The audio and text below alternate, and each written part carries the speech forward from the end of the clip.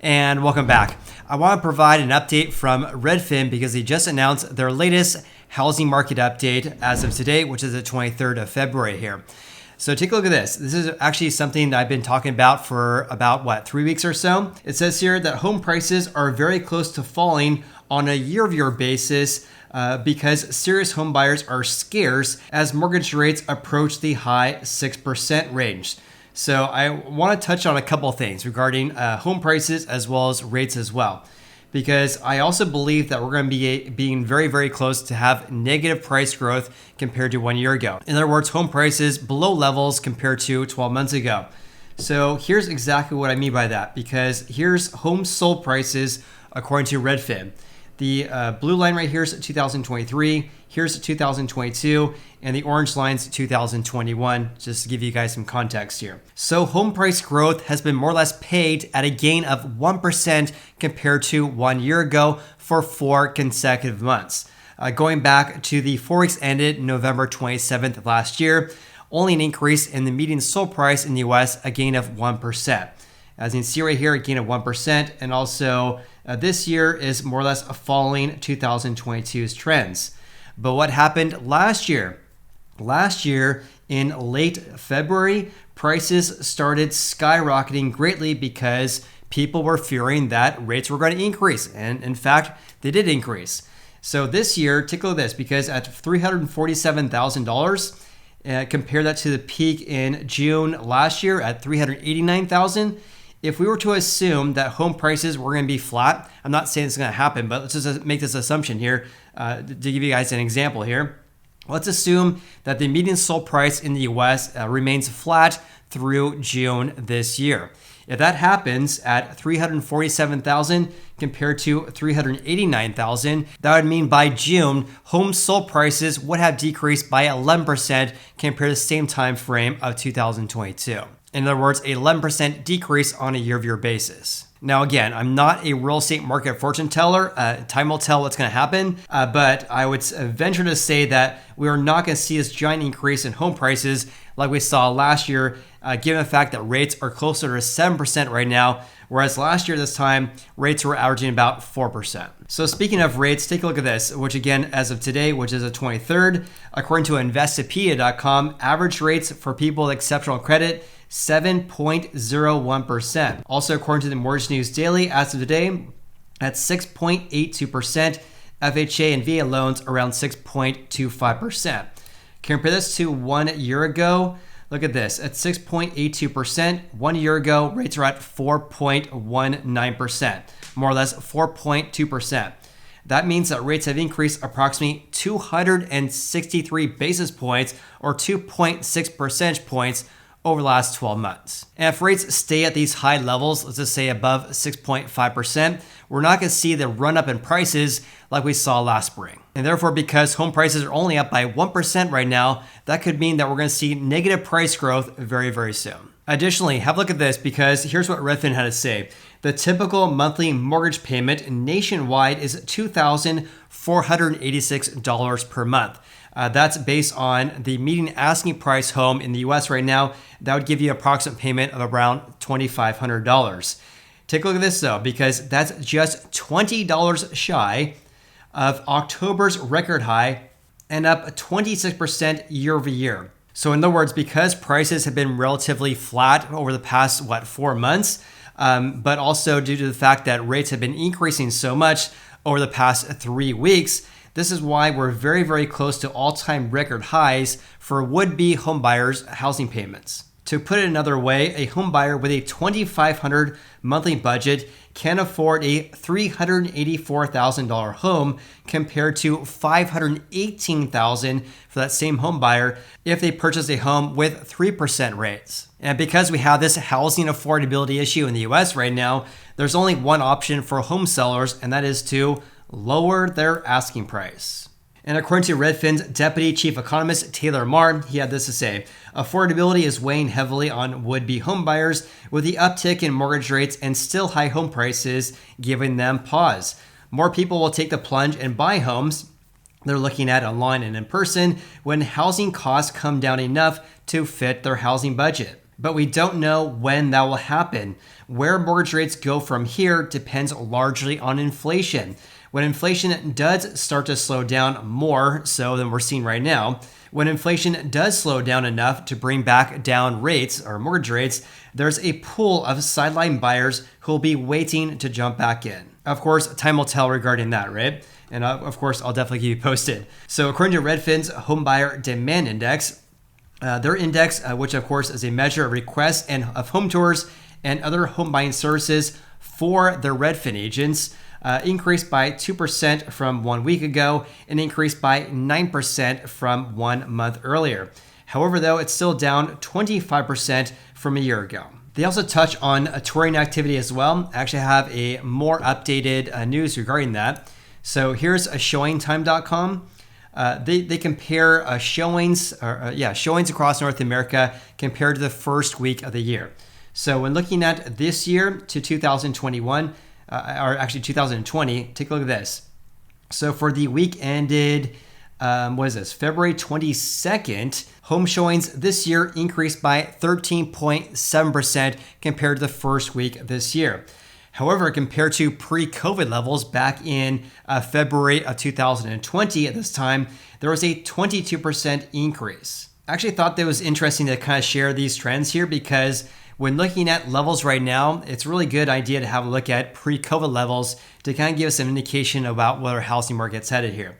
But of course, a 13.7% increase in the number of real estate showings across North America compared to January 1st is obviously something worth mentioning. Redfin also provides some insights regarding home prices, housing inventory, pending home sales, and much, much more as well. And this report here covers the 4 weeks ended February 19th this year. And this report was just announced on the 23rd of February here. So based on the median sold price, that's $348,000, more or less flat at a gain of only 0.1% compared to 1 year ago, which, by the way, this is the smallest increase since at least 2015. I mean, how wild is that? The median sold price in the US is more or less $348,000.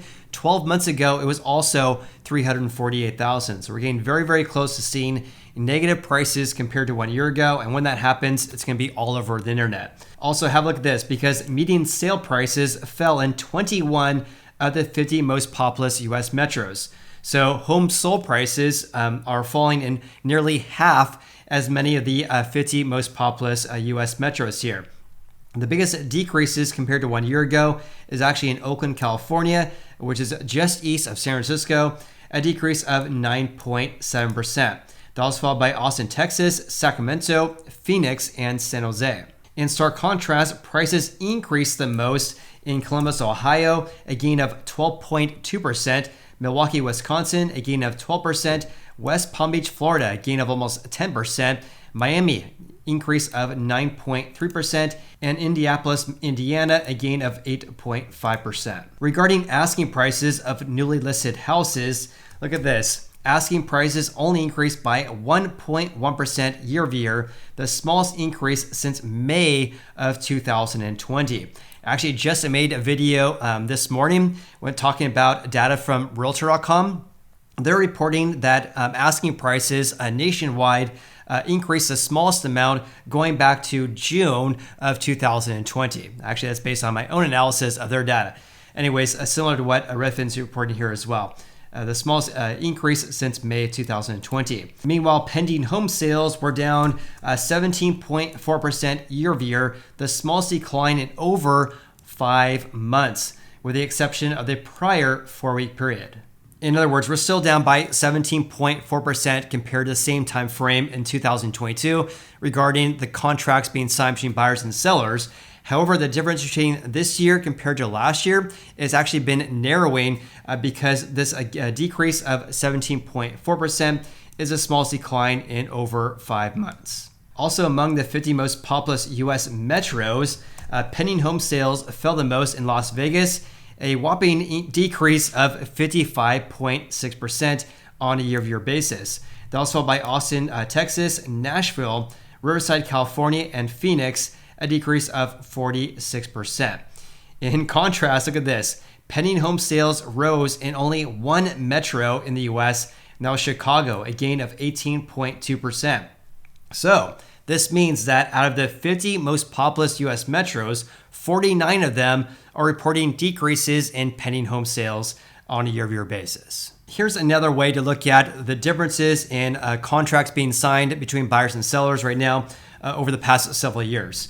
So the orange line's 2023, the red line's 2022, blue line's 2021, and obviously the gray line's 2020. So again, we have a decrease of 17.4% in the number of contracts being signed between buyers and sellers compared to the same time frame of 2022. And on top of that, at approximately 75,000 new pending home sales for this period right here, this is still well below 2020, 2021, and of course 2022. So even though the difference between this year compared to last year has been narrowing, we're still well below levels over the past several years. In regards to new listings, have a look at this. So new listings decreased by 18.8% year over year, and new listings decreased in all of the 50 most populous US metros. This is a common trend we're seeing because we're not talking about just one neighborhood or one city. Every single one of the 50 most populous cities here is reporting decreases in new listings from 12 months ago. The biggest decreases were actually in Sacramento, a decrease of 43.2% in the number of new listings compared to 2022. Oakland, California, a decrease of 42.5%. San Jose, 38.9%. Portland, Oregon, a decrease of 38%. And Seattle, a decrease of 38%. And here's a chart showing new listings over the past several years. So there was approximately 66,000 houses that were listed for sale over the past 4 weeks, which is obviously 18.8% decline compared to 1 year ago. Look at this though. Back in 2020 through 2022, the number of new listings were more or less the same, except for a slight increase in 2020. So what's this? Approximately 80,000 new listings that we saw back in 2022, as well as 2021, whereas this year only 66,000. Meanwhile, active listings, which is the number of houses listed for sale, increased by 21%. However, though, this is the smallest increase in 2 months. Here's a chart showing active listings in the US right now at approximately just under 700,000 active listings right now, according to Redfin, which is mimicking 2021 so far. I mean, virtually in unison here, a decrease until we hit right here. Compare that to 2022, we saw a big decrease and then it plateaued out. So the current levels right now is at approximately 21% increase compared to last year. Now, having said that, look at 2020 at this time. Back in 2020 at this time, there was approximately 1 million houses for sale. Now there's approximately 700,000. What really catches my attention regarding this is that even though we have approximately 40% fewer houses for sale compared to the same time frame of 2020, our housing market's still slowing down big time, given the fact that home prices have decreased by around 11% ever since June last year. Redfin's also reporting that the month supply right now is sitting at 3.8 months. This is actually a 1.7 month increase compared to 1 year ago. So back in 2022 at this time, there was approximately a 2.1 month housing supply. And obviously when looking at this chart right here, at 3.8 months right now, this is still below levels back in 2020 when it was about a 4-month housing supply. Let's also talk about how fast or how slow houses are selling in the US right now. Because days in the market right now is at 51 days. Compare that to 2022, it was approximately 32 days. So days on the market went from about 32 days, now it has increased to approximately 51 days to sell a house right now. And this obviously is much higher compared to 2021, where days in the market was 40 days. But back in 2020, it was taking over 60 days to sell a house. Redfin is also reporting that approximately 21% of all the houses that sold in this time frame right here sold above the seller's final list price. So this means, of course, that approximately 79% of houses that sold at or below the seller's final list price. So of course, the vast majority of houses that sold during the last 4 weeks sold at or below the seller's asking price. This of course is much different compared to last year.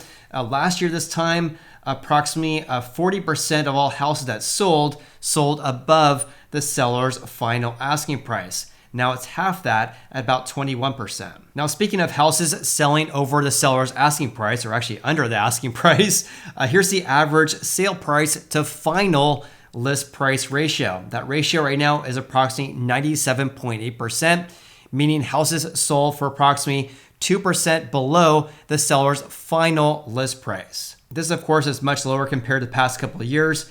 Back in 2022, this time, houses were selling for slightly over the seller's asking price. In 2021, this time, houses were selling for about 1% below. And with that said, please comment below with your biggest takeaways from today's video. Also, if you guys got any value in this video whatsoever, then please hit the like button. I really appreciate that. And of course, I appreciate you. Hope you guys have an awesome day and look forward to seeing you on the next video.